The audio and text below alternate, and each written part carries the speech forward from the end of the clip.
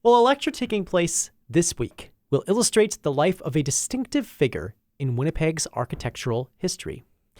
Many of David Wynyard Bellhouse's works are still standing today and are a key part of several of the city's most well-known neighborhoods.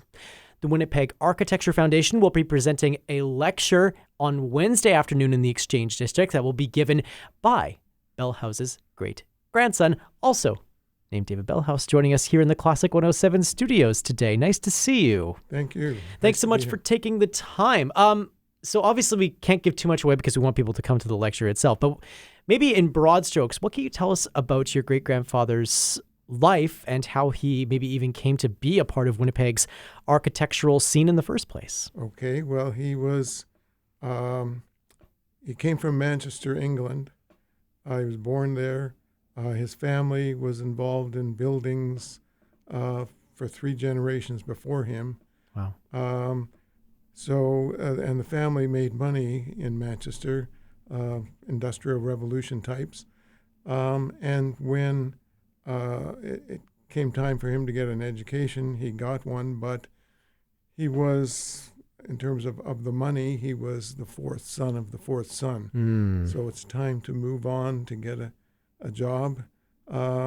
He went to the Royal Academy schools for training in architecture in London, immigrated to Canada in 1883, had ambitions to be what's called an gentleman farmer, and a number of English immigrants in that area tried to be gentleman farmers. Of course, it never worked out.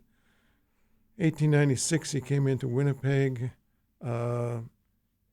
He was setting himself up as an architect, so he had to work for other architects, and he finally went into practice on his own in about 1903 to 1906. Wow. Okay, so there's lots to break down within all of that, but it's interesting to talk about, you mentioned his training at those Royal Academies.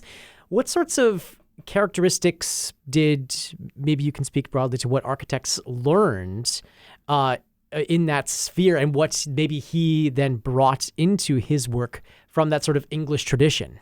Well, in order to train as an architect, you got a job with an architect, and you learned on the job. It was like being an apprentice. Sure. So then, after working with an architect in London, that architect recommended him to the Royal Academy schools, and he went there and studied with a couple of fairly famous British architects.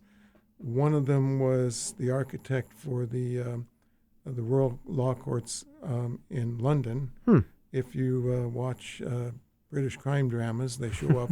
The law court shows up in various movies. The other architect was interested in Tudor revival houses, and my great-grandfather did a few Tudor revival houses when he was in Winnipeg. So that's really interesting too, because like if I think about the works that he created, as just like I'm kind of familiarizing myself with which buildings were Bellhouse originals, that sort of Tudor aspect is something that I was like, I wonder if that's something that stands out. So that's an interesting element. Maybe we can give a couple of examples of some of his works that are still standing here in the city of Winnipeg today. Okay, there are a couple of warehouses that still stand.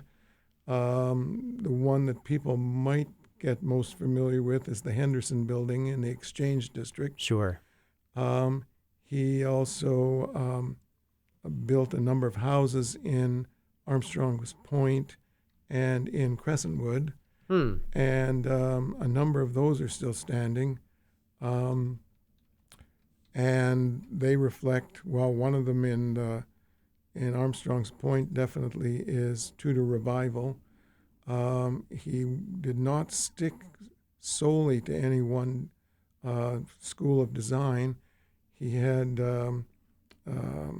Edwardian classical revival houses in Armstrong's Point. And he built churches that range from Tudor Revival to Romanesque, Italian Romanesque revival. So he didn't stick to one particular architectural idea. Why do you think his interests in different styles of architecture show themselves so prominently here in Winnipeg today? Well, I think it's part of his background. As I said a bit about it, his family came from money. His father left the family business in building and went off to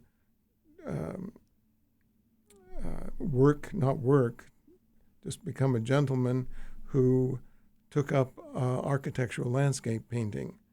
So my family still has watercolors of his. Wow. That are of a number of buildings around Europe. So the man traveled around Europe, took his kids with him at times. And so my great-grandfather would have experienced a number of different places in Europe, and he also lived in Bruges for a couple of years. And so he would have been exposed to a lot of different architectural styles. So for the people who are going to be attending this lecture, what do you think they're going to appreciate about his works now after having heard a bit more about your great-grandfather and his life story and experience? Well, I think, and what I'll try to show is the variation in his work. He was not an architect that did one genre and did it for many years. He worked in several different genres, and so that will come apparent in the talk, because I will have pictures of many of the buildings. It strikes me that he is maybe the quintessential Winnipeg architect in that he's sort of a jack of all trades. Here in Winnipeg, we're very good at doing a wide variety of things to fill the time and ward off the harsh environs. And perhaps this makes David Wynyard Bellhouse the quintessential architect for this community and this city. That could very well be. He is also reputed to be the first professionally trained architect to enter Western Canada. Now, I won't make that claim myself, because once you do that, somebody else will find someone else for that. Sure. But that appeared in a biography of him in the 1940s or 50s. That's the next level of discovery that we'll have to make about David Wynyard Bellhouse. Your lecture takes place at 12 p.m. on Wednesday, August the 27th at 177 Lombard Street in the Exchange, not that far away from the Henderson building, actually, that he designed, now that I think about it. That's really exciting stuff. We'll have more information at our website, classic107.com, and the Classic 107 app. David Bellhouse, thank you so much for joining us here in the Classic 107 studios to tell us more about your great-grandfather's legacy, and all the best for this lecture. Thank you very much.